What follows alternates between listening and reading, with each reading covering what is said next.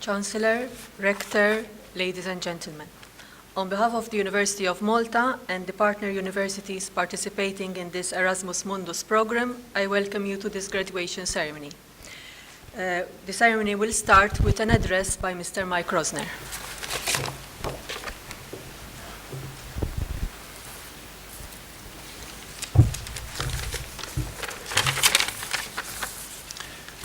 Chancellor, Rector, Your Excellencies, members of the academic staff, distinguished visitors from abroad, faculty, students and scholars of the Erasmus Mundus LCT program, graduands, ladies and gentlemen. As local coordinator of the Erasmus Mundus program here in Malta, I want to start off by saying how proud I am to be here in Valetta at this time. Some of you walking around Valetta may be forgiven for thinking that for the last few days, and particularly now, Malta is world capital of computational linguistics. There's a large conference going on only 200 or 300 meters from here, where there are 1,200 people working in this field, and we're very proud to have them here. It's also a unique occasion for the University of Malta and for the LCT program. To begin with, it's the first graduation ceremony of the Erasmus Mundus LCT program here in Malta. It's the first ceremony that has actually taken place. It's the first occasion in which we see 3 generations of students, those who are graduating, but also those who are currently enrolled in the program, which lasts for 2 years. And it's also, I think, the first time that we've seen a graduation ceremony with a double function, in which, on the one hand, we are graduating students who are properly students of the University of Malta, and we're also graduating students of the LCT program. And I think this is another first for this occasion, and I'm very proud for all of these things. I wish also to thank all those who've been involved, particularly at the University of Malta, for the consistent support that I've received in setting up this program, both from the academic and the administrative side. I think the way this ceremony is operating today is ample evidence for the care with which things have been prepared by the university. And I'm also very grateful to the academic staff who have helped to make what is actually quite a difficult program to organize a reality. And the culmination of that is this ceremony we see today. Today, the LCT program, the Erasmus Mundus program, is something of a rarity. But I think that it sets the trend for the future of collaborative educational programs in Europe. And I'm very, very pleased that we are setting the trend here and now. So at this point, I'll leave the floor to Dr. Veronica Grech to kindly carry on with the ceremony properly said. Thank you very much.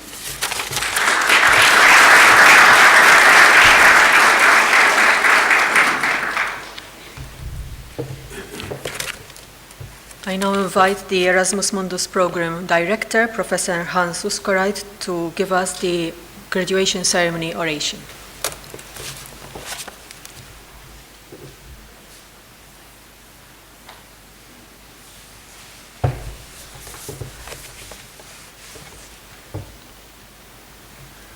Chancellor, Rector, Your Excellencies, the Dean of the Faculty of ICT, Mike Rosner, Head of the Department of Intelligent Computer Systems, and my Program Director, Valia Cordoni, colleagues from participating universities, students, graduates, and guests. I'm extremely grateful to the University of Malta for hosting this important event for our International Master's Program of Language and Communication Technologies in such an impressive setting and in such a good context of this large international conference that Mike Rosner just mentioned. The occasion that has brought us together today is a combination of academic commencement rights preserved over centuries with some remarkable novel elements. These 11 graduating students received degrees from different universities. They have conducted their graduate studies at exactly 2 universities each. This gave them opportunities that other students don't get, but it also increased their workload. On its course towards tighter integration, our multinational European society is experimenting with new instruments for education and research. In science and technology, we need to stay competitive with North America and Asia, and the instrument of Erasmus Mundus master programs provides funding for an effective brain drain. The stipends and the quality of the selected academic programs help us to attract the best applicants from all inhabited continents. The combinations of strengths of participating universities provides for high-quality, diverse programs that most universities could not offer on their own. To the students, especially for the ones from non-European origin, the program provides unique opportunities for getting acquainted with European culture, academics, and lifestyle.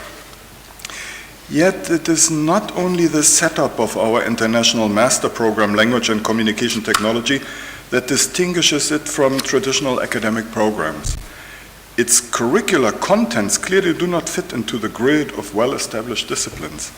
You have acquired, you, the graduates, a thoughtfully designed mix of knowledge and skills from a number of different disciplines: computer science, linguistics, mathematics, and partially even psychology.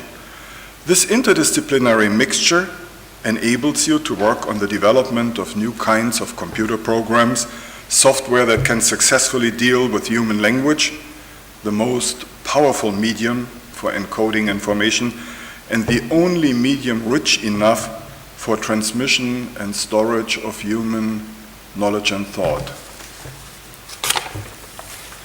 There are numerous application areas for these programs that many of you may know and have encountered already, such as web search, automatic translation, business intelligence, grammar style checking, language learning, tutoring systems, intuitive interfaces to all kinds of technology, including even robots, new types of computer games, useful and useless ones, and many more. Even without a full understanding of the human language faculty, can we create already extremely useful software programs that eventually will change our life. On the other hand, can these imperfect computational models of language use, of human language use, help us to deepen our understanding of the intricate hidden mechanisms behind production and generation of language by human users? But let me step down a few stairs from these high-level and rather abstract observations to 2 cultural developments of high impact in which language technology plays a central role. An early stage in the evolution of human religion and metaphysics is subsumed under the term animism. Animist religions are still alive in many regions of the world, as you know.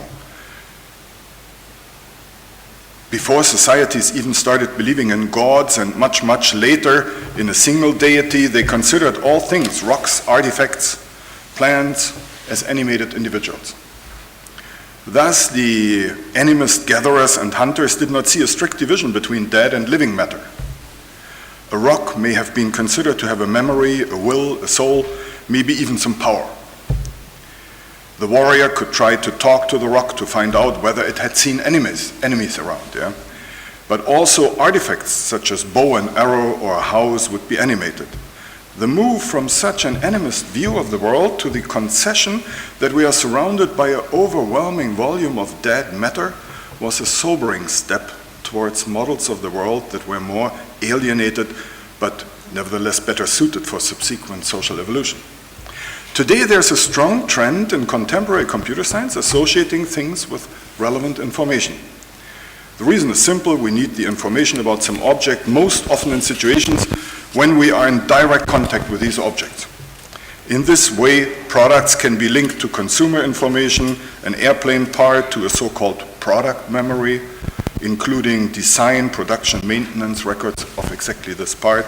Historical artifacts such as a piece of art or a building is associated with all the information about its history, including historical theories, persons, locations, origins, and materials. The next step will be to assign unique identifiers to things so that the reference between the thing and the associated information can easily be established and maintained. A further step then is the assignment of web addresses to those, so-called URLs or URIs, also to things. Yeah? The vision of the Internet of Things is currently driving entire research programs in the European Union, in the US and Japan. Combine this with the mobile internet and then we will be able to contact and address all types of objects simply through our handheld smartphone. How to address them? Do we have to learn a special computer language to talk to a building, to a medicine, or to a painting? No, of course not. Language technology, our field, will provide an intuitive voice interface. So let me see if it works here. Hi, university building. When were you built? Oh, it's not loud enough. It's not. And also, I don't understand. It's something strange. 11 December, Nenu Hamsin. I don't know what that means. Is it out of control? I don't know. Maybe you know what it means. So I forgot about a problem. So I will have to say something about language too, because it needs to be in my language, not in any language. Yeah? So, okay, but before I do this, let me point out that we will soon have reached a higher form of animism, one where we do not need a sorcerer priest to hear things talk. We ourselves, and not a higher being, are animating the things to a degree that was imagined and desired, but not experienced by our prehistorical ancestors. Now what about the soul? Oh wait, this is a scientific event, no place to talk about souls. But then some of our esteemed colleagues are indeed working on providing the network objects with some true autonomy. But I will come back to this point later. Now I have to turn to the problem of multilingualism, because you saw already that is part of the problem. As long as language exists, language keeps changing. As soon as some changes are not adopted by the entire language community, a language begins to split. In this way, humankind eventually ended up with virtually thousands of languages. But currently, the mortality among languages is much higher than its fertility. Languages disappear at a rapid rate. In many science fiction novels and movies of last century, and of this century as well, the solar system, even the galaxy, the world, is converged by one single language, culture, and political system. Yeah? It's converged. But then there's also a strong trend in the other direction. The noticeable development from diversity to uniformity, from which the unified society visions were extrapolated, seems to have stopped just a few decades ago. Actually, the last 20 years have witnessed an increasing fragmentation and